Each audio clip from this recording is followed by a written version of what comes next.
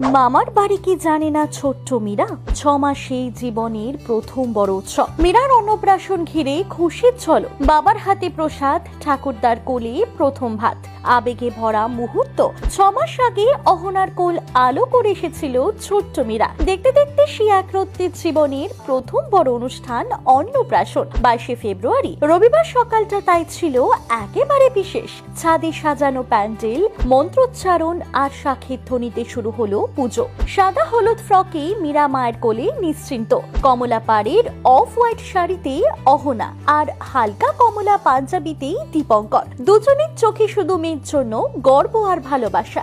নিয়ম মেনে বাবা মেয়ের মুখে প্রসাদ তুলে দিলে, তারপর গায়ে হলুদ, স্নান সবই রীতি পালিত হলো ঘরোয়া আয়োজনে। শেষে লাল সাদা ফ্রক, মাথায় ভেল আর সোলার মুকুট পরে ঠাকুরদার কোলে বসে প্রথম ভাত খেলো মীরা। মামা বাড়ির উপস্থিতি না থাকলেও বাবা মা আর দাদুর আশীর্বাদে পূর্ণ হলো ছোট্ট জীবনের এই নতুন অধ্যায়। ভালোবাসাতেই হয়ে উঠলো সম্পূর্ণ উৎসব।